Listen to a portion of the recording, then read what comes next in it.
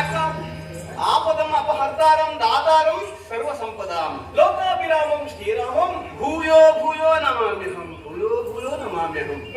ಕಳೆದುಕೊಂಡದನ್ನು ಪಡ್ಕೊಳ್ಬೇಕು ಅಂತಾದ್ರೆ ಇದನ್ನು ನಿತ್ಯ ಸ್ಮರಿಸಬೇಕು ಅಂತ ಹೇಳಿದ್ರು. ಹೌದು, ನಾವೀಗ ಪಡ್ಕೊಂಡಿದ್ದೇವೆ, ಕಳ್ಕೊಂಡದ್ದಲ್ಲ.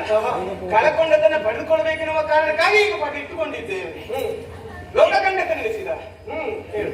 ಜೀವನದಲ್ಲಿ ಗಳಿಸಿಕೊಳ್ಳುವುದು ಮುಖ್ಯ ಅಲ್ಲ, ಅದನ್ನು ಉಳಿಸಿಕೊಳ್ಳುವುದೇ ಮುಖ್ಯ. ಸಾಧನೆ ಎನ್ನುವುದು ವೇದನೆ ಅಲ್ಲ, ಅದು ಬದುಕಿನ ಶೋಧನೆ ಎನ್ನುವುದನ್ನು ಪ್ರಪಂಚ ಮುಖಕ್ಕೆ ತೋರಿಸಿದವರು ನಾವು. ಅನುಮಾನವೇ ಇಲ್ಲ. ಲೋಕಕಂಟಕನಾದಂತಹ ದಶಕಂಠ ಅವನ ಎಳೆದಾನಂತರದಲ್ಲಿ ರಾಮನನ್ನು ಕಾಣಬೇಕು, ರಾಮ ಯೋಗ್ಯತನಂತಿರುವಂತಹ ಯಾವೆಲ್ಲ ರಾಕ್ಷಸ ಸ್ತ್ರೀಯರು ಒಂದಾಗಿ ಈ ಮಾಯಾಪುರಿಯನ್ನು ನಿರ್ಮಿಸಿ ಇಲ್ಲಿ ಅವರನ್ನೆಲ್ಲ ಆಡುವುದಕ್ಕೆ ನಮ್ಮನ್ನು ನೇಮಿಸಿದ್ದಾಳೆ.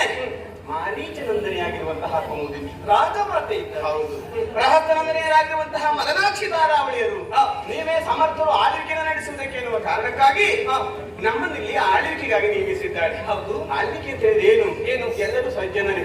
ರಾಮನನ್ನು ಕಾಣಬೇಕು ಎನ್ನುವಂತಹ ಉತ್ಸುಕತೆಯಲ್ಲಿರುವಂತಹ ರಕ್ಕಸ ಕನ್ನಿಕೆಯರಷ್ಟೇ, ರಕ್ಕಸ ಸ್ತ್ರೀಯರಷ್ಟೇ.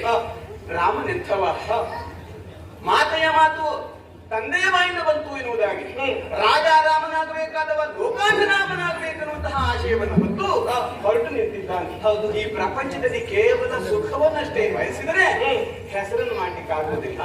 ಹಾಗೆ ಮನುಷ್ಯನಾದವ ಕೇವಲ ಹಣವನ್ನೇ ಗಳಿಸಬೇಕು ಎನ್ನುವಂತಹ ಹಠದ ಹೊರಟ್ರೆ ಹಣವನ್ನೇ ಗಳಿಸ್ತಾನಂತೆ.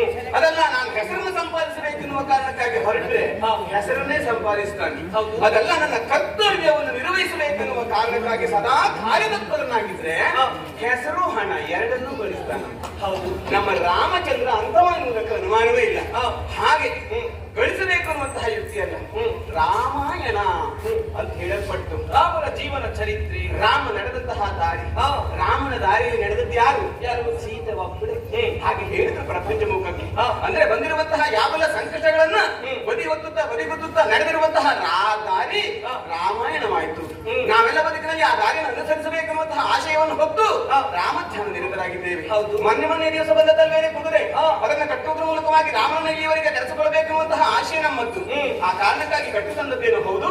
ಮುಂದಿನ ವಿವರಗಳು ಯಾವುದು ನಮಗೆ ಅರ್ಥ ಆಗಲಿಲ್ಲ. ನೋಡೋಣ